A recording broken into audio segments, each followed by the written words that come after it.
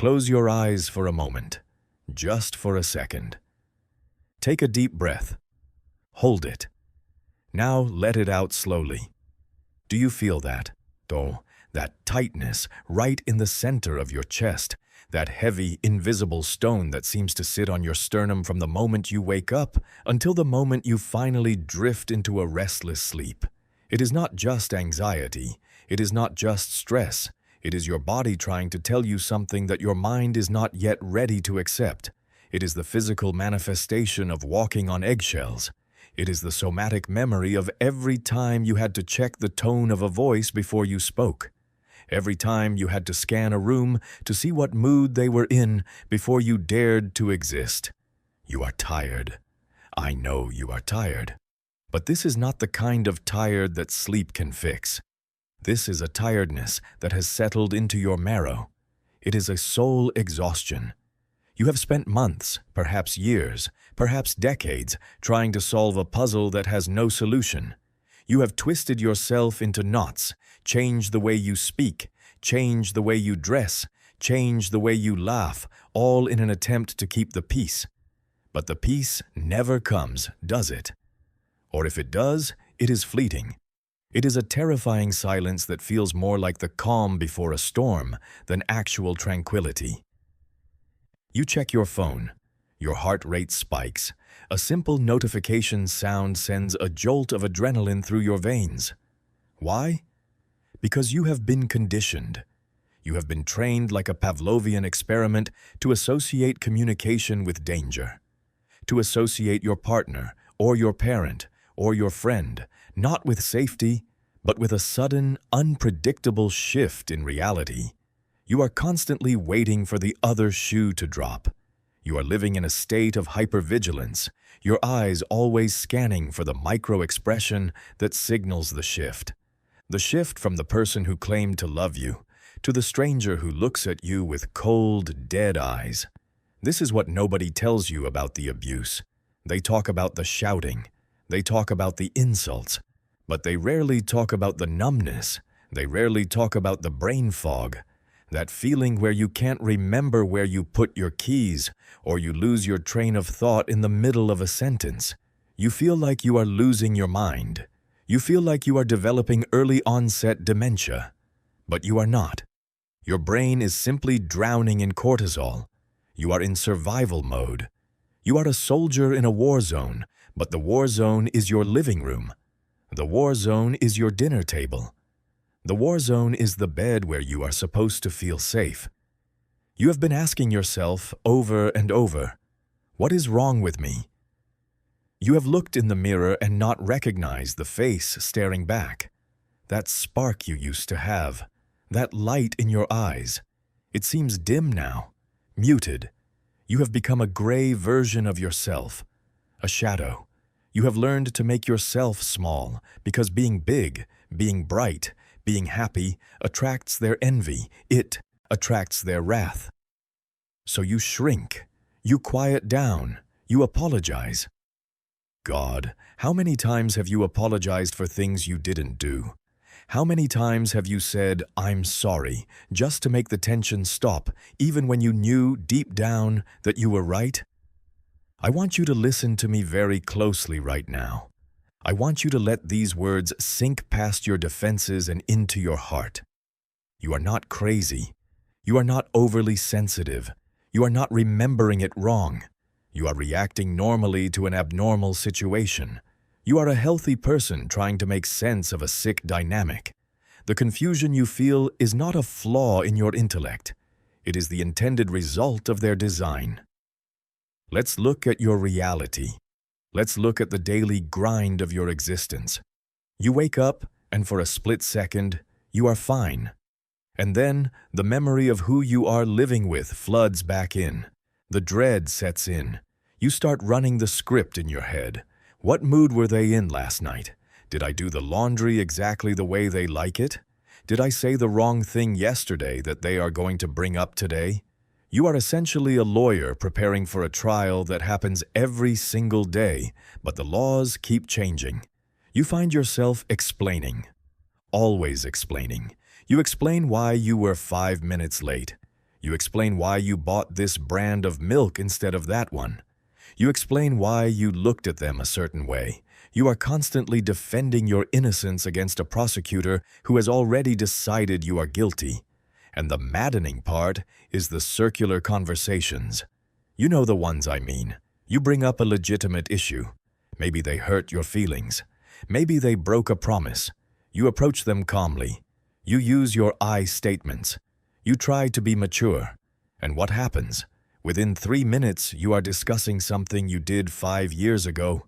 Within 5 minutes, they are the victim, and you are the one apologizing for bringing it up. Within 10 minutes, you are so confused, so twisted around by their word salad that you don't even remember what the original issue was. You leave the conversation feeling drained, empty, and somehow inexplicably like the bad guy. This is the mirror they hold up to you. A funhouse mirror.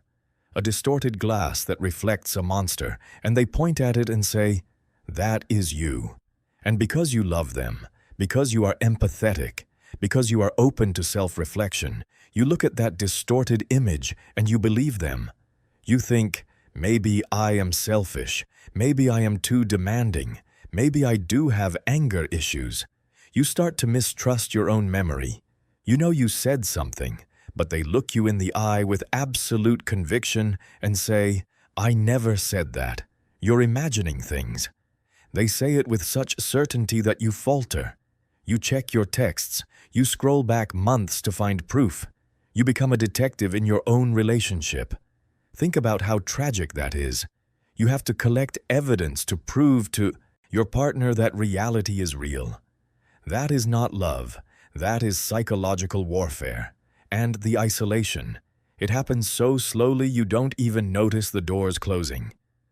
First, they just don't like your best friend. Then, your family is too controlling. Then, your coworkers are flirting with you. Slowly, piece by piece, they cut the threads that connect you to the outside world. They create an island where they are the only source of truth, the only source of validation. And when you are alone on that island, their version of reality becomes the only reality. You feel like you are screaming underwater. You look around at other couples, other families, and they seem so easy. They laugh, they talk, and you wonder why everything in your life has to be a battle, why everything has to be a negotiation, why simple things, like choosing a restaurant or watching a movie, turn into power struggles. It is because you are not dealing with a partner. You are dealing with a mechanic of manipulation. You are dealing with a psychological structure that is fundamentally different from yours. And this is the part that is hard to accept. We project our own conscience onto them. We assume that when they hurt us, they feel bad about it. We assume that late at night they stare at the ceiling and regret their actions. They do not. Let me explain the mechanism. Let me take you under the hood of this machine so you can see the gears turning. This is not accidental. This is not just someone having a bad temper. This is a cycle of abuse that is as predictable as the tides. It started with the golden phase, didn't it? The love bombing. It felt like magic. It felt like you had finally found the one person who understood you completely. They mirrored you. They liked what you liked. They hated what you hated. They placed you on a pedestal so high you got dizzy. They texted you constantly. They wanted to be with you every second. You felt seen. You felt adored. This was the hook. This was the drug. They were flooding your brain with dopamine and oxytocin. They were creating an addiction. They were binding you to them biologically. But what you didn't know was that the person you fell in love with did not exist. That was a mask. That was a curated persona designed specifically to catch you. They studied you. They saw your insecurities, your dreams, your need for connection, and they became exactly what you needed. And then, once they had you, once you were invested, once you were in love, the mask slipped. Just a little at first. A backhanded compliment, a cold shoulder, a sarcastic remark, and you, confused, tried harder. You thought, if I can just be perfect, if I can just love them enough, that wonderful person from the beginning will come back. This is the trap. This is what keeps you stuck. You are chasing a ghost. You are gambling your life away at a slot machine that is rigged to never pay out again. They use a tactic called intermittent reinforcement. It is the most powerful manipulation tool in existence. If they were cruel 100% of the time, you would leave. If they were nice 100% of the time, you would be safe.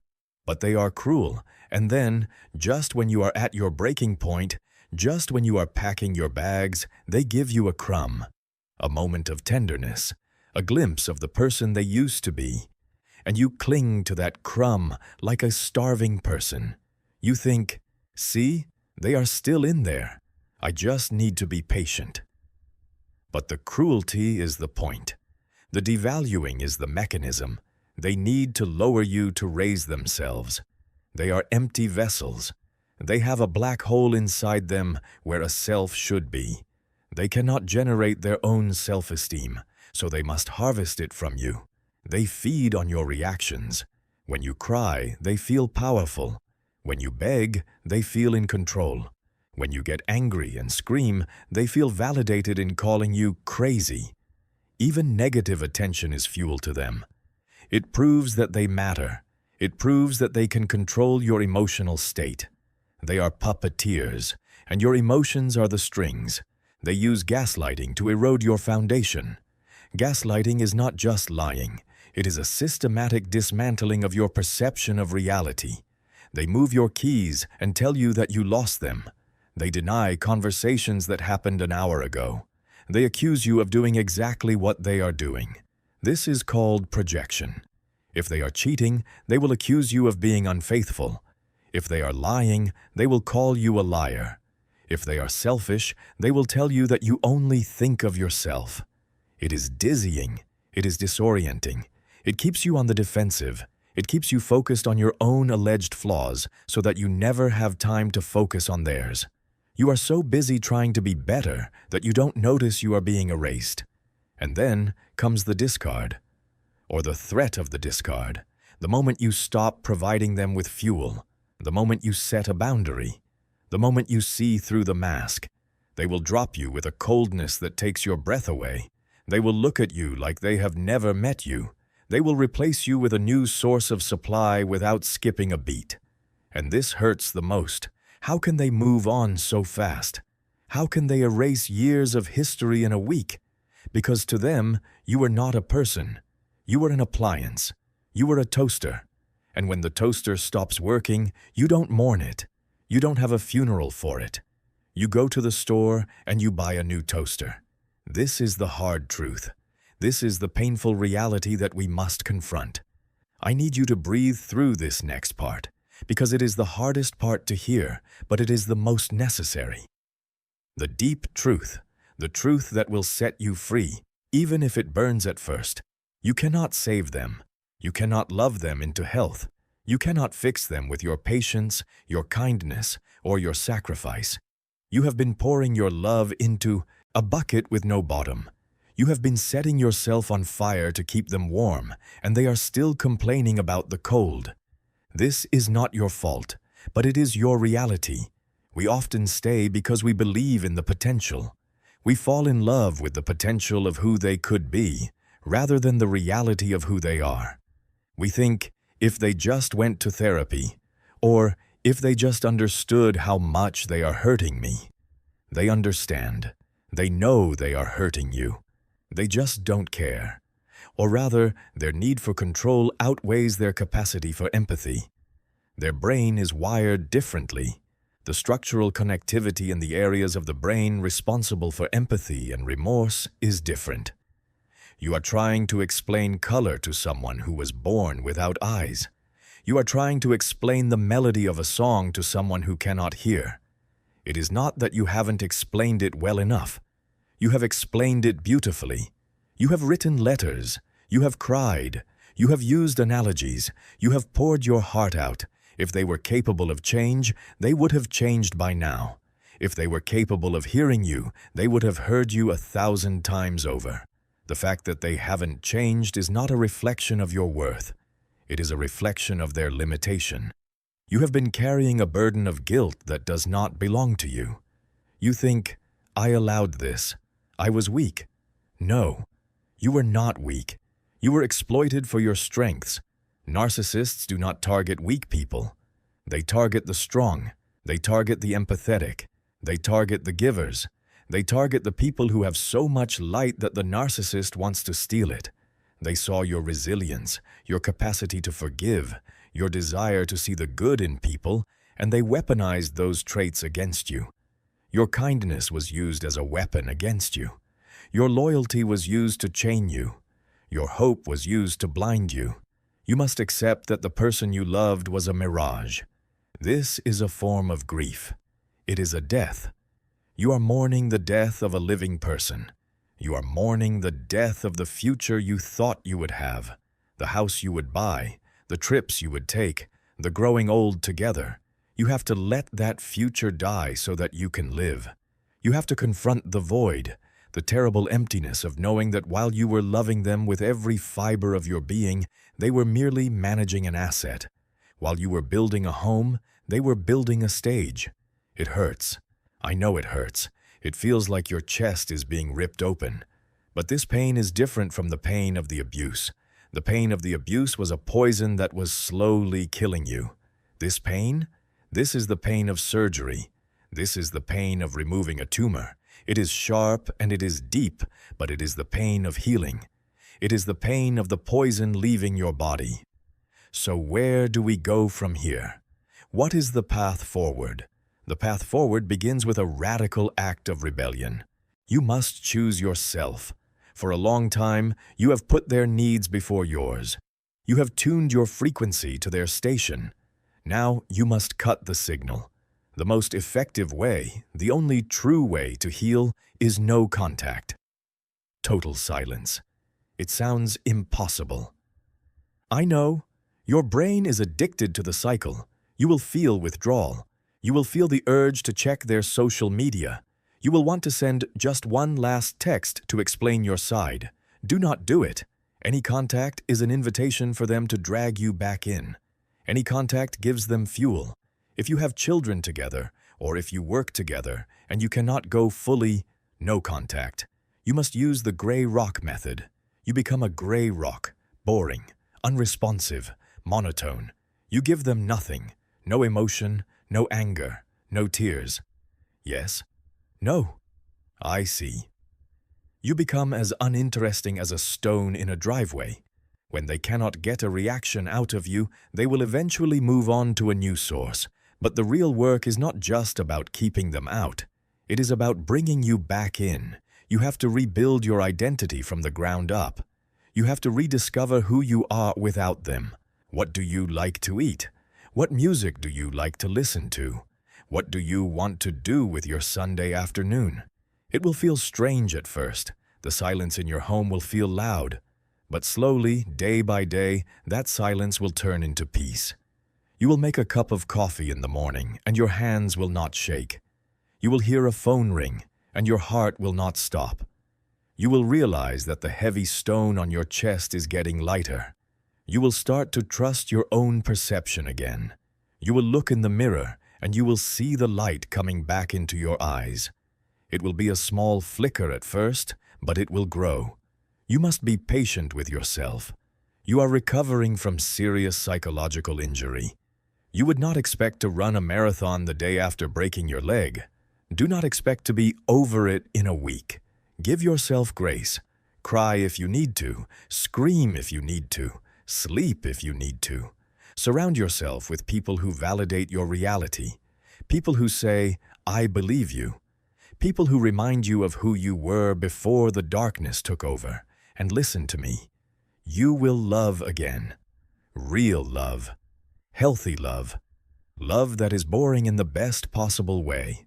Love that is safe. Love that doesn't hurt. Love that doesn't require you to sacrifice your soul just to keep the peace. But for now, let your love be directed inward. Become the protective parent to your inner child that you never had. Hold yourself. Value yourself. You have survived the storm. You have walked through the fire. You are scorched, yes. You are scarred, yes. But you are still standing. And you are stronger than you know. The fact that you are listening to this, the fact that you are seeking answers, proves that there is a part of you that refuses to be extinguished. A part of you that knows you deserve better. Listen to that part. Feed that part. You are not a victim anymore. You are a survivor. And soon, you will be a thriver. The nightmare is ending. The fog is lifting. The person who hurt you is in the past. You are the future. Take a deep breath. Feel the air fill your lungs. That is your breath. That is your life. It belongs to you again. Walk forward. Don't look back. You are free.